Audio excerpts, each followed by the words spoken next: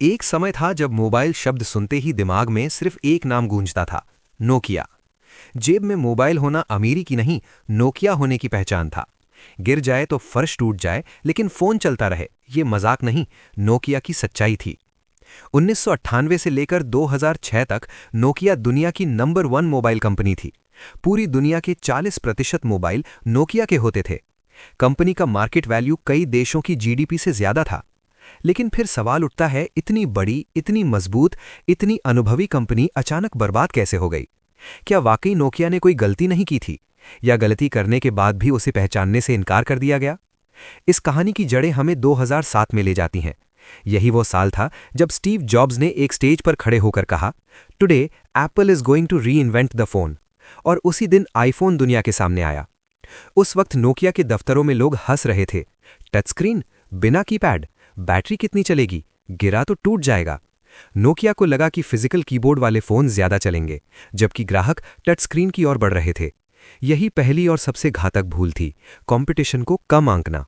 असल में नोकिया की समस्या तकनीक की कमी नहीं थी। उनके पास शानदार इंजीनियर थे, बेहतरीन हार्डवेयर था, रिसर्च लैब्स थीं, लेकिन समस्या थी सोच की। नोकिया अब भी मोबाइल को सिर्फ कॉल करने वाला डिवाइस मान रही थी, जबकि दुनिया मोबाइल को डिजिटल लाइफ बनाने की तरफ बढ़ चुकी थी।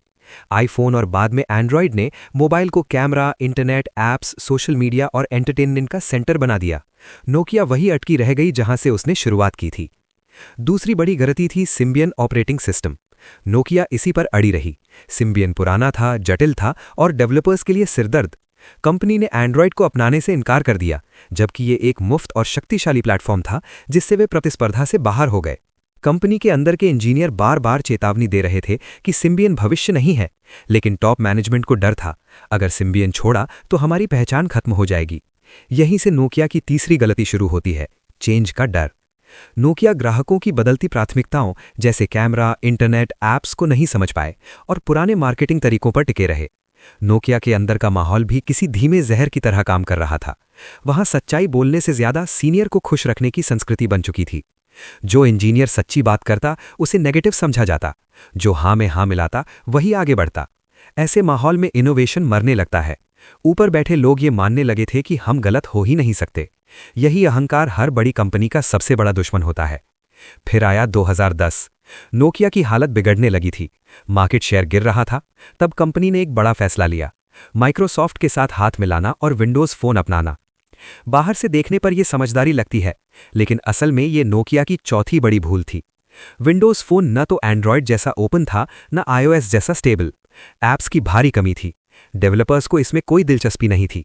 नोकिया ने एंड्रॉयड को कंट्रोल से बाहर मानकर ठुकरा दिया और खुद को माइक्रोसॉफ्ट के हाथों सौंप दिया।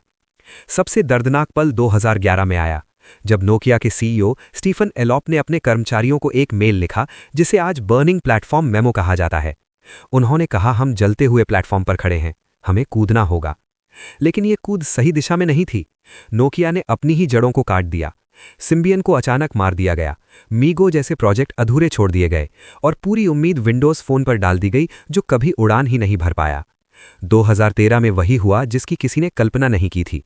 नोकिया ने अपना मोबाइल बिजनेस माइक्रोसॉफ्ट को बेच दिया। जिस कंपनी ने दुनिया को मोबाइल फोन दिया, वो खुद मोबाइल से बाहर हो गई। उस समय सीईओ की आंखों में आंसू थे और उनके मुंह से निकले वो शब्द आज इतिहास बन चुके हैं, we didn't do anything wrong but somehow we lost. हमने कुछ गलत नहीं किया, फिर भी हम हार गए। लेकिन सच्चाई यह है कि नोकिया ने बहुत कुछ गलत किया था, बस समय रहते स्वीकार नहीं किया। उन्होंने बदलाव को टाला, कंपटीशन को हल्के में लिया, यूजर एक्सपीरियंस से ज्यादा हार्डवेयर पर भरोसा किया और सबसे बड़ी बात, खुद को अजेय समझ लिया। नोकिया की कहानी हमें एक कड़वी लेकिन जरूरी सीख देती है, सिर्फ सही होना काफी नहीं है, सही समय पर बदलना उससे भी ज्यादा जरूरी है। दुनिया ताकतवर को नहीं, अनुकूलन करने वाले को आगे बढ़ाती है। जो समय के साथ नहीं बदलता, इतिहास उसे पीछे छोड़ देता है, चाहे वो नोकिया ही क्यों ना हो। आज नोकिया फिर से नेटवर्किंग और टेक्नोलॉजी में जिंदा है, लेकिन मोबाइल की दुनिया में उसका सिंहासन हमेशा के लिए इतिहास बन चुका है। और यही है नोकिया की पूरी कहानी, शिखर से शून्य तक की यात्रा।